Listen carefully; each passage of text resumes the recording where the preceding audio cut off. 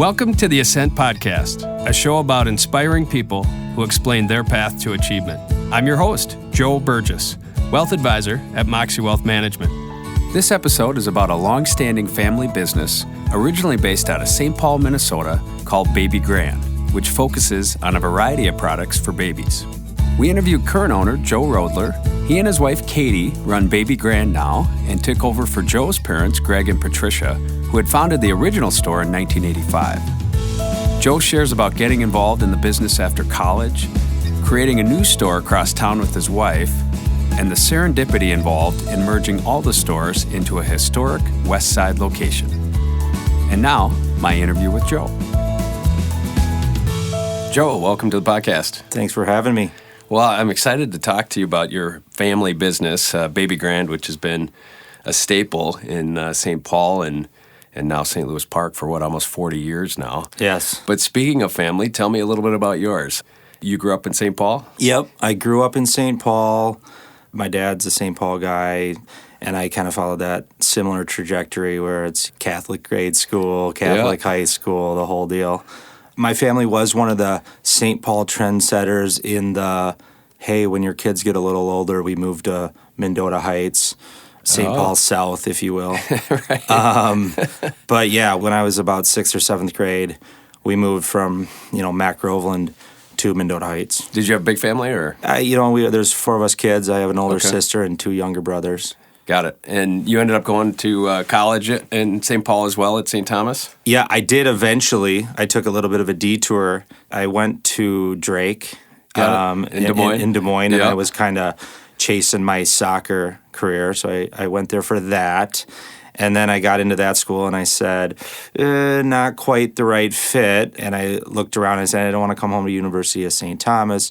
But that's kind of my comfort zone, so I actually ended up going to Marquette University. Okay. And there you get some kids from St. Paul, but you get a lot of kids from other parts of the Midwest with similar backgrounds, Chicago and Kansas City and St. Louis at, again, a Jesuit university. And I was there for 2.5 years, still doing the soccer thing, still chasing that. And then it got to that point and it was like, I got to focus on school. The soccer thing, this isn't a long-term deal. But I still wanted to participate in college athletics, so it was moving from D1 to a Division III school. It was much more manageable. So I ended up there. Well, yeah, that's cool. Well, I'm a Johnny. Okay. So I went to St. John's in northern Minnesota. So we played each other, at least we used to, all the time in sports, which it's a sad day, actually, for me when, unfortunately, St. Thomas went out of the conference and became a Division I sports school now, which is too bad because we love that rivalry. And it found out, I went to Catholic school when I was in high school and down in Faribault in southern Minnesota, but there was a few St. Paul people from Cretin or wherever else that defected from St. Paul. Yeah, the St. John's, St. Thomas rivalry was always great, and I think with my class that I would have finished with at University of St. Thomas, a big point of pride for them was we went 4-0 against the Johnnies in our 4 years, and you could almost throw the record out. You didn't remember what your record was, but if you remembered you beat St. John's, it was a good thing. I played football. I graduated there a little earlier in 96, but when we came through, I remember my sophomore year, we beat St. Thomas 77-0. And I loosely remember what our records were, kind of, and that we made the playoffs and stuff like that. But I can tell you exactly the score. Right, exactly. when we played St. Thomas. So when you went to college, what were you going to go for? What did you think you were going to do? It was one of those things where I had a lot of different skill sets and I had a lot of different interests, but I didn't excel in like one particular area, so it was a little bit more challenging for me because I was well-rounded. Yeah, I'm pretty good at math. I'm pretty good at, writing and that stuff. So there wasn't really like a clear direction. And so I kind of went into it like, you're good at math and you're good at art, maybe like engineering or architecture or something like that. So originally I kind of went in with that mindset, and I took very difficult courses, and I was in computer science, calculus 2. I kind of came in, guns blazing. I'm going to, set the world on fire and play Division I soccer. And have a social college life. And, you couldn't do them all. And I found out that pretty quickly, and then shifted into communications, advertising. And then when I got to St. Thomas, that moved over into the writing side, and I focused on journalism. So that's what I majored in, and that's what I finished with. So tell me a little bit about the family business with Baby Grand, how it started, and then a little bit how then you eventually became part of the business. So the background of the family business was my grandfather was involved as an independent sales rep for companies focusing in the juvenile marketplace. So furniture related, right? Yeah, a lot of furniture. Okay. So he was selling furniture to, the department stores and furniture stores, and he was on the road through the Midwest, and also baby products. So, selling strollers, so like the gear category as we call it now. So strollers, car seats, the big brands that do those now. He helped some of those companies break into marketplaces. I don't know that I should be saying their names, or are they big brands where I shouldn't talk about it? But yeah, he was part of like bringing a lot of like new innovative products to the market. And your dad got into that too, right? Yeah, so I think my dad was kind of like me in the sense that he finished college and he was like a political science philosophy major. And again, because I think he just thought, oh, these are cool subjects and I enjoy the conversations and I like that, but then got done with it and said the same sort of thing that happened with me, which was like, well, what am I going to do with this? And so, yeah, he went to work with his dad, and his dad was very successful and looking like, yeah, get my son involved with this, and there's that potential to pass this business down. So I think around the time my mom started having kids, this idea that my dad being on the road as much as he was made her say, hey, this is a lot. I've got 4 kids under 5 at the same time. So she had all 4 of us within I think 5 or 6 years. That's a good Catholic family, Yep, right? yep. Yeah, there you go. Yep. So having been around all these baby products and going to trade shows, she became exposed to this category and said, I'd like to have a little baby boutique. And my mom, extremely hard worker, has gone to work every day of her adult life, starting when she was, 18. And so I think not working was something that she never even thought of. So yeah, when she got into this industry, she said, I like this industry. This is something I'm passionate about. I've got young kids. I know the space. I want to open a baby store. And that's how it happened. And this is 1985 or so. Yeah. So I guess it's tough because you were probably fairly young at the time. Are there baby-specific stores around at that time? Or Right. How did she come about it, Well, there was a store in the Twin Cities called Treasures Island. And they had a store that started in the 1950s. And they were in St. Louis Park. Okay. And on the west side of the Twin Cities, yeah. Yep, exactly. And that was their one location, but they were one of the major players for independent juvenile specialty stores in the country, one of the biggest volume dealers. And so a very good account actually for my grandfather and dad. Oh, got it. Okay. Perfect, yeah. So they were the main big store. And this is obviously way before there's online and things like that. So they just dominated the market. And so they weren't setting this up to be competitive with a store like that. This was just going to be a little baby boutique. And they're Your mother you're talking Yep, about. Right. Yep. When she wanted to open the store. And it was going to be gifts. And it was going to be clothing and things like that.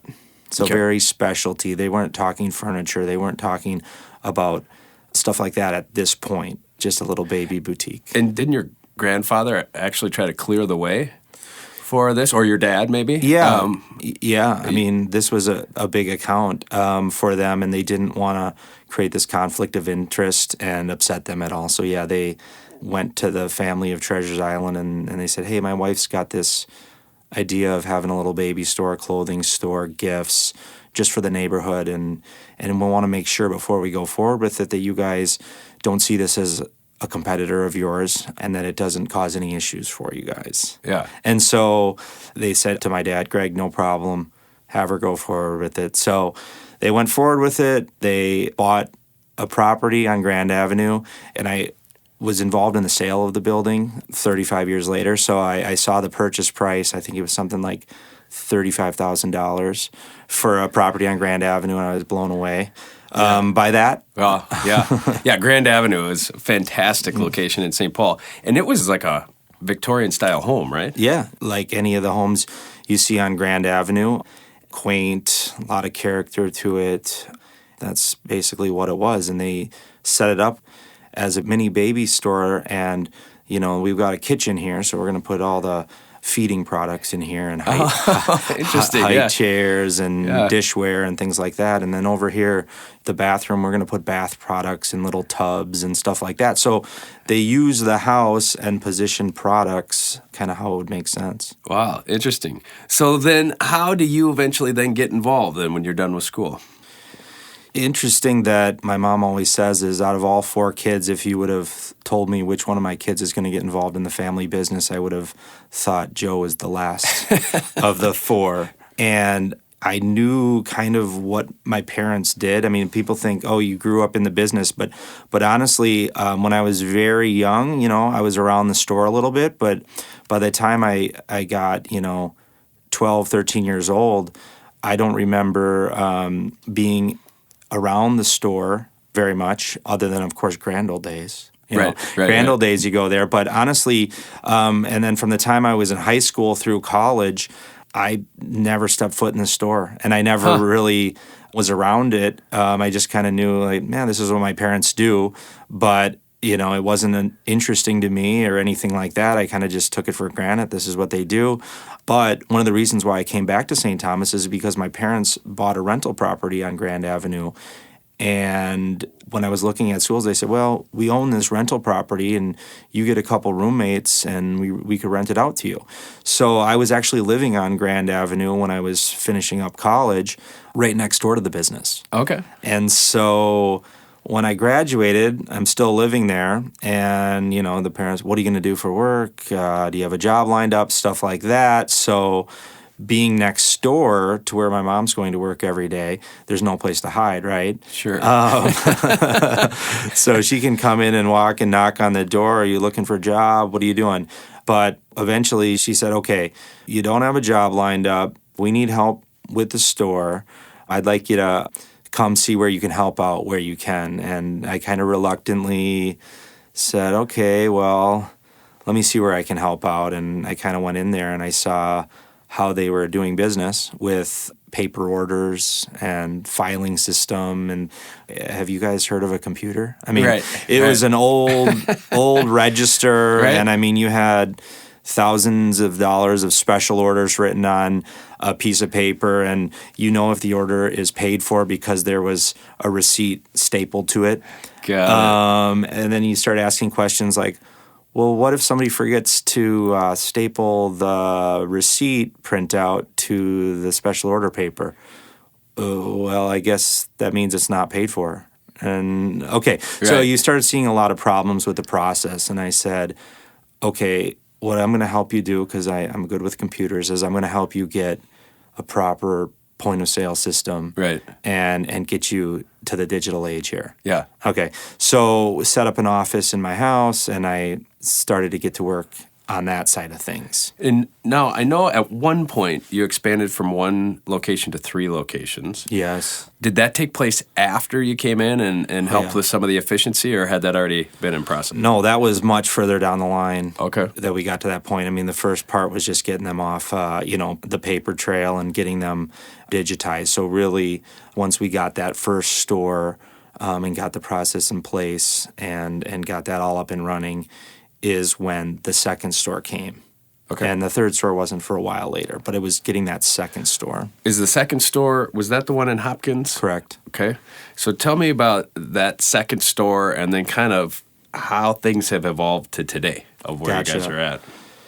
Working in the family business, I got them up and running, and through getting all the, the products, my wife helped with getting them a website. I helped with the point of sale side of things. And going through that whole process, my wife and I looked at it, and we really enjoyed what we were doing. And we also kind of realized, like, hey, this little store in St. Paul isn't going to be sustaining our family, my parents, and things like that. So, and then also you're around your parents a lot, and you say, hey, I like what I'm doing, but I'd like to be around them a little less. How do we achieve that? Right. And we also started noticing from setting up on the computers where our customers were coming from. And we said, wow, there's a real opportunity in the West Metro. We've got people coming from Wayzata, Minnetonka, Eden Prairie, St. Louis Park. And if they're coming over to St. Paul, well, what if we go put a store over near them? We're bound to get, loads more customers. So we came up with the idea, let's open a store in the West Metro. And St. Paul kid, you don't spend a ton of time on that other side of the river.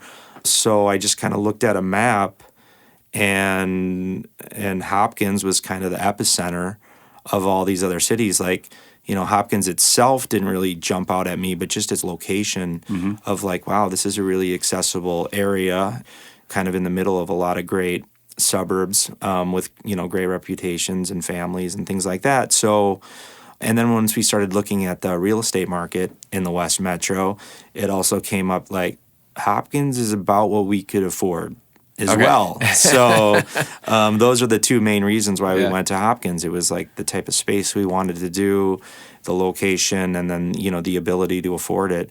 And so on the new location in Hopkins, then it's mainly you and your wife running that store? Yeah. Well, I should say my wife had, she was in advertising and an art director.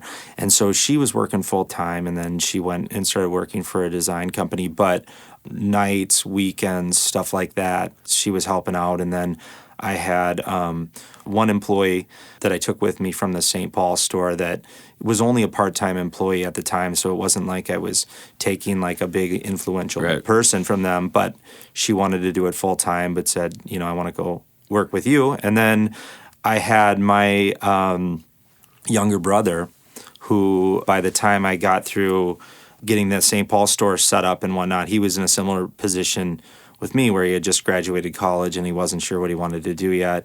And so I roped him into it and got him to come help me out too. So as far as like buyers of products and things like that, did that all flow through your mother? I mean, was that a particular skill set of hers? Yeah. I mean, I think we trusted her to pick the products, and we just kind of followed her lead on that. But what became apparent eventually is how she was picking products was she was just picking the products that she liked and believed in. And that was as far as she went with it, is that, I really like this product. I want to carry it in my store. And so what the Hopkins and getting ourselves, all computerized changed was when we started to look at more of the data of the products and looking at things like cost, right? Like that's important.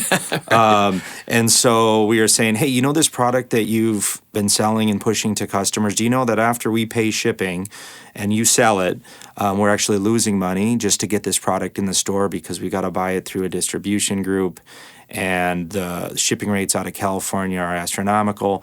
So by the time we've done all this work and sold all these products, we're losing money. And she said, no, I don't really look at that stuff. I don't really look at that stuff. If I like the product, then that's mainly what I look at. So it was a combination then where it was like a checks and balance, where she'd pick the products she'd like, and we'd tell her if financially it made sense for that type of product for us to carry.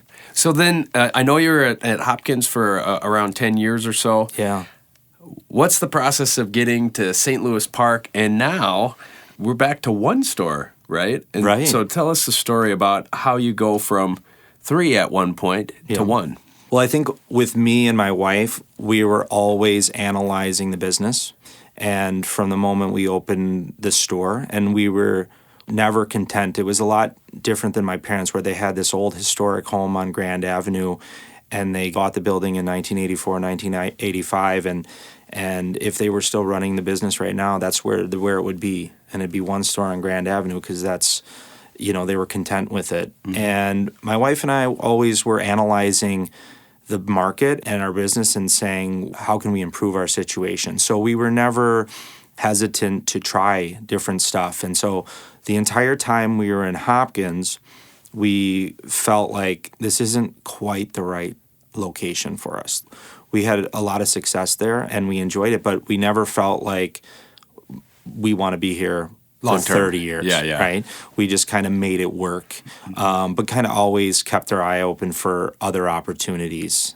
So we needed to test the market and kind of see for ourselves like what works and what doesn't. So we were in Hopkins and it wasn't a very highly visible area. It was a good location, easy to get to, but it wasn't like you were getting drive-by traffic or something like that. So we said, well, Grand Avenue is very visible and people know about it because they're on Grand Avenue and they see it. And then we've got this Hopkins Main Street location where is more of a destination and people do a store finder online and go, oh, that's convenient. I'll go there. I've never heard of that store. But yeah, I mean, even in my 9th, 10th year in Hopkins, you'd have people that would walk in and they go, oh, did you just open? Oh, God. And you'd go, no, we've been here for 10 years. Oh, I guess I've never noticed it. Why would you be in Hopkins, right? Right. So we had this idea of a location in Minneapolis or St. Louis Park that might be better. And this opportunity came up where there was a store right on Highway 394, highly visible location, beautiful open space. And the landlord approached me in the store and said, hey, I've got this business and I got this building. I think your store would be really great for it. And I was kind of like, yeah, I don't know if I want to take on a third store. But it was just a very turnkey situation where we didn't have to do any build out. And so it was a risk we were willing to take just to test the market. It was like a 3-year commitment just to see, like, hey, what if we have a very visible location? But yeah, that's how we got the third store, is because it was more of like a market test. Like, will this work? And that third store, was that in St. Louis Park? That was in Minneapolis. That was Minneapolis. Yeah. Okay, got it. And the third store worked out okay? Well, I mean, the third store, it gave us the data that we wanted. Our sales as a company increased pretty rapidly, but the sales in that particular store location were not strong at all. So it was interesting that both Grand Avenue and Hopkins benefited from the third store being there because of more from an advertising standpoint. They saw the name. They saw the name. Location. Yeah, we did a smart thing where we put up this huge neon sign on the building, and all the traffic driving from downtown Minneapolis out to the west suburbs on 394, you can't miss it. So it showed us the power of advertising and marketing, and we thought, wow, we're spending a lot of money on rent and employees for this location, but maybe we just spend some money on a billboard on the same spot and it will have the same effect. So that's what we realized, that having this store location isn't that important, but having visibility and brand awareness is extremely important. So then how eventually does this morph into the one store in your current location? Yeah. So how that happened was we knew that Minneapolis store wasn't the right spot, so we kind of let that run its course and, didn't extend the lease. And then we were very focused on making plans with the Hopkins location. So we knew we had to improve our location and also the timing. We had a 10-year lease, and it was time for, extend the lease or move. We're going to take a pause here, but when we come back, I want to ask you a little bit more about having a 10-year lease. Hey there, this is Joe. You know me as the host of this podcast. But did you know that I'm also the co-founder and president of Moxie Wealth Management, a boutique wealth management firm in Minneapolis, Minnesota? My team and I excel at taking complex family and business planning concepts and making our financial advice easy to understand. We recognize the trust that executives and families place in our team and value our role in helping our clients be intentional with their assets. When you partner with Moxie, my team and I focus on creating a plan that encompasses your financial goals and philanthropy, while also understanding how you want your wealth to impact your family and future generations. You can trust our unique expertise to build a thoughtful yet strategic wealth and legacy plan for your future. To learn more about me and my firm, send me an email at joe@moxiewealth.com. That's joe@moxiewealth.com. I'm a registered representative and investment advisor representative of Securian Financial Services, Inc., securities and investment advisory services offered through Securian Financial Services, Inc., member FINRA SIPC. North Star Resource Group is independently owned and operated. Moxie Wealth Management is affiliated with North Star Resource Group. So we were talking about the lease you needed to renew in your Hopkins store. Isn't a 10-year lease a really long time in retail? You know, it is a lot, and it seems even longer when you're starting the business. So what we originally signed at the Hopkins location was a 5-year lease with a 5-year option. Okay. Okay? All right. And I can tell you the first 2 or 3 years, I was counting the days. I mean, it was like I got, it was crazy how overwhelming the 5-year lease was of like, oh my God, my life, I'm stuck to this. I'm tied to this for 3 to 5 years. And contrasting that to where I'm at now, where I had, if you asked me, 2 years into my Hopkins lease, would you ever sign another like 5-year lease? And I'd be like, oh my God, no, 5 years? Oh my God, I can't commit to that. But now when we went to St. Louis Park, within 1 year, I committed to 10 years. Oh. And I had no hesitation because it's just how much has changed and how much I've been able to adapt and handle. And so tell me kind of the crazy unique thing about your new location. Yeah, well, this is 2018, and my wife was expecting baby number 4, and we had our lease that has just come up in the spring, and our landlord was kind of like, hey, we got to sign a new lease. You're on month to month now. Your lease is up. We got to sign it. So there was a lot of pressure there, and I did a lot of looking and buildings and things like that over the last year to really try to find something that would address all the things we were looking for, and it just wasn't there. So one day after work in Hopkins, I just said, you know what, I'm just going to drive into St. Louis Park, take a look around, see what there is. Maybe I see a for lease sign on. Yeah. And I had seen this corner building, this yoga studio on the corner, and I go, wow, that's a great spot. And I remembered somebody told me that used to be the old Treasures Island space.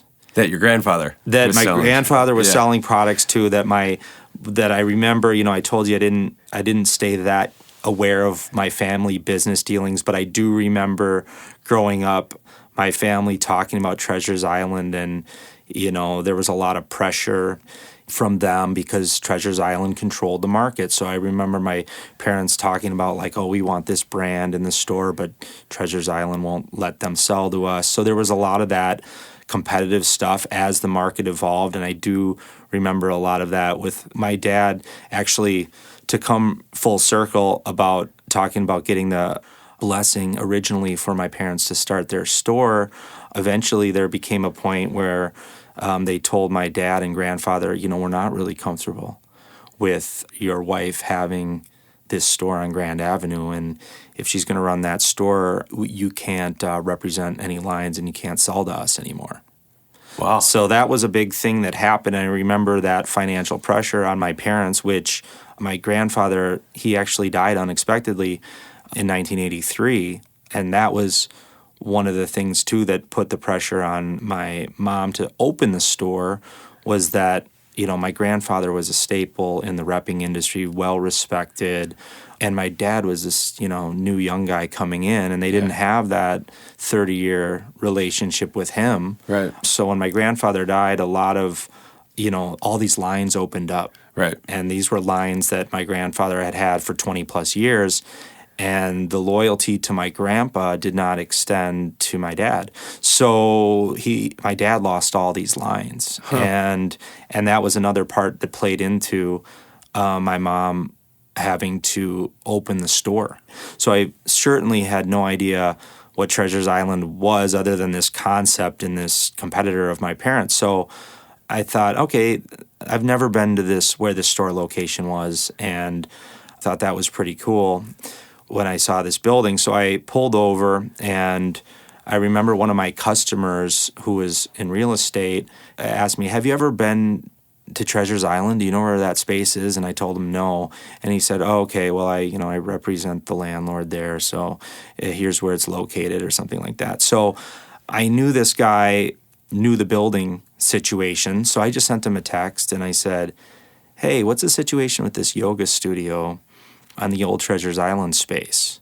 And within like 20 seconds, my phone's ringing and it's him calling me. And he said, we just found out that they're not going to extend the lease. Yeah. And I was like, whoa, wait, really? Okay. And so I knew the location was fantastic. Glass, windows, corner spot across the street from Starbucks. It's starting to check all the boxes for me. So I'm like, well, is it affordable for us? Like, let me know what the cost would be, things like that. And so he came back with a number and we said, oh my gosh, that's a better offer than we're getting in our current space in Hopkins. So I kind of went to my wife and I was like, yeah, that idea about extending our lease in Hopkins, I think I found a new location. Right. And we're going to move. And it's in St. Louis Park. And she was probably 5-ish months pregnant at the time. And she kind of was like, are you serious? Yeah. Because she knows that I leave all the building build-out stuff to her. So she does all the heavy lifting with that stuff. So I was kind of like, yeah, so you got to turn this yoga studio space into a retail space before the baby comes. Do you think we should do it? So I should say one thing that I did get involved in that was very influential is that I was a board member for an organization called Brixie, which is a group of independent store owners from all over the country. Oh. And so I served on that board. It's about over 200 stores, and I served on that board for about 4 years. And through my experience with that board, I got to travel around the country and look at all these other baby stores. Oh, okay. And even to Canada. So I had a lot of data, and at this point, we looked at it and we said, this isn't really a risk. Yeah. We trust that we know what we're doing. And we said, let's go for it. So then ultimately, Hopkins goes to St. Louis Park, and the St. Paul location eventually just folds into St. Louis Park. Correct. Right?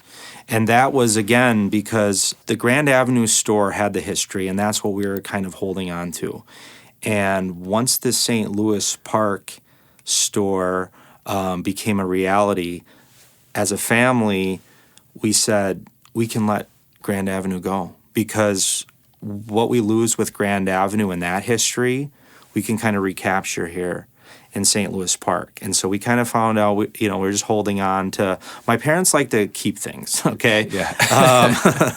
And, they're sentimental about that sort of stuff. And so I kind of sold it to them like, listen, this is a store location where, my grandfather would come in and do business. This was a store my dad would come in and The do. Treasures Island. The Treasures Island, Yes, that right. store location. So it had its own built-in baby store history for a long time. It wasn't like, this store was in the 50s and 60s. No, it was in that location from the 1950s until I believe 2005. And so this had a long, long history to the point where to this day, some people come in and think it's the same store. Got it. They really do. They're coming in and they bought their kids' stuff there that are now in their 30s having kids. And they say, the comment happens probably weekly where they say, this is where I bought all your baby stuff. And we have to say, not exactly.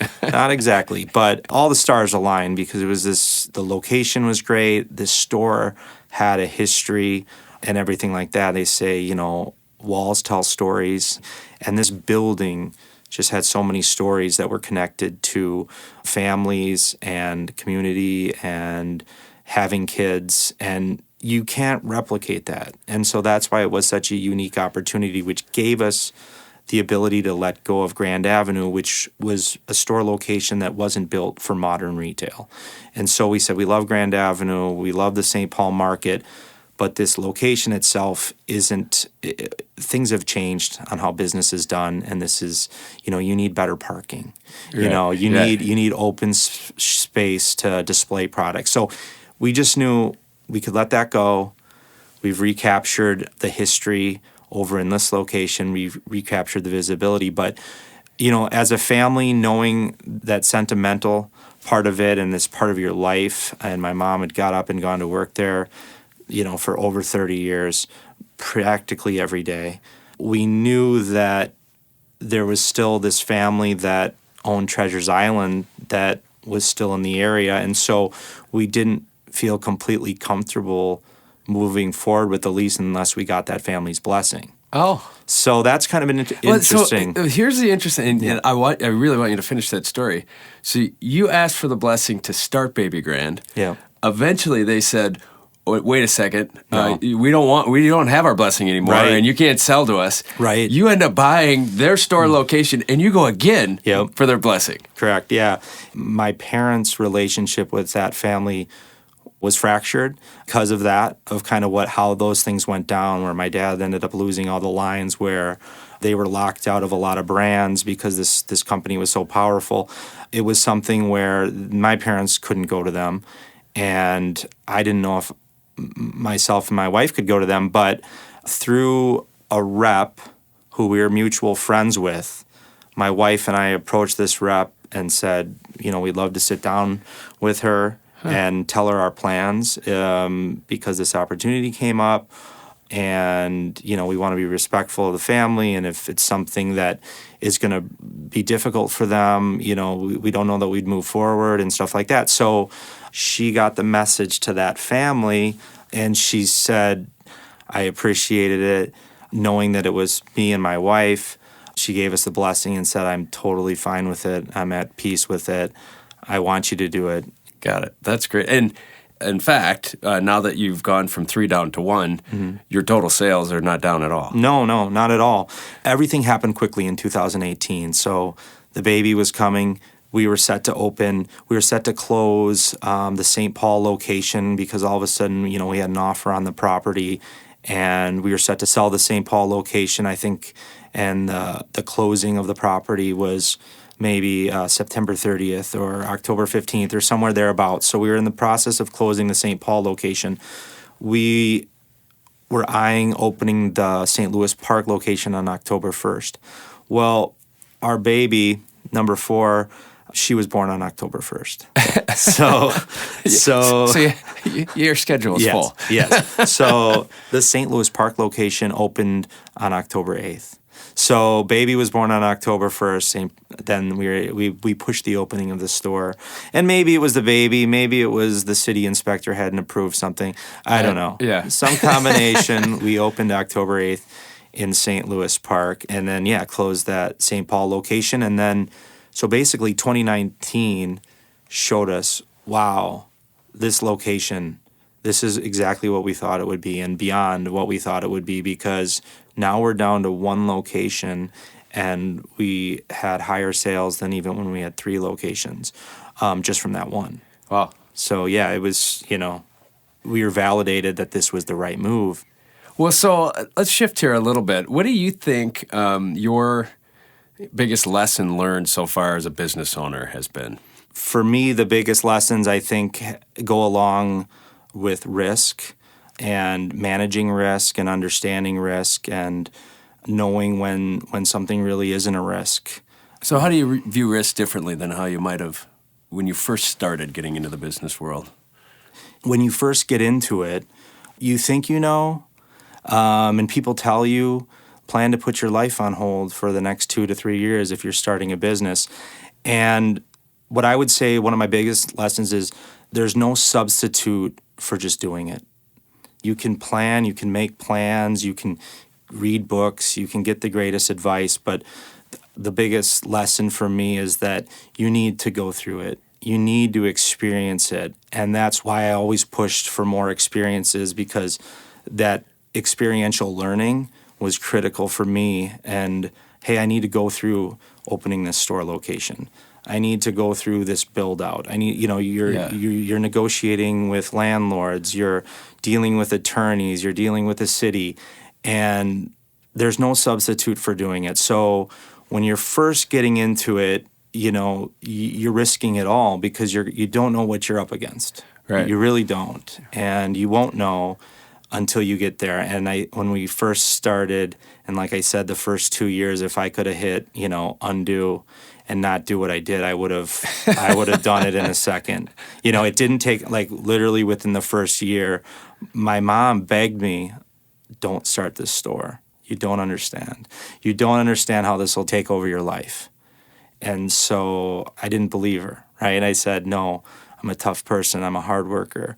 My wife's a hard worker. How difficult could it be? Yeah. And 1 year into that first part of that lease, if I could have not done it, I would have not done it, right? It was so difficult. It was so much more difficult and stressful than I thought it would be.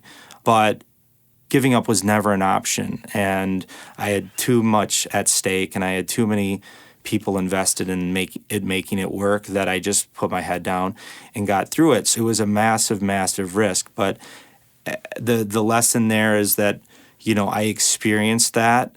And so therefore, when you get to all these other situations in business, you've had that experience. Right. And so you look at this risk thing and you can identify, is it a risk or isn't it? And that's why with the St. Louis Park store, someone would say, wow, that's such a risk. You've got this store on Grand Avenue that's been there for 35 years. You've got this built-in customer base in Hopkins where everybody knows you for the last 10 years. You're about to have a baby. What are you doing? You're going to go open a brand new store location and sell this property and they say, wow, that's risky. And it's like, it's not risky because I've looked at it and I know I've got the data, right? I've had this experience. I've opened this store location that wasn't successful, but it's really not a risk because we know what we're getting, and there's never going to be an opportunity where we can get this location with this history, with this size square footage, and so it's not a risk. So I think understanding risk and things like that are a huge, huge lesson for me. How would you define success or being successful?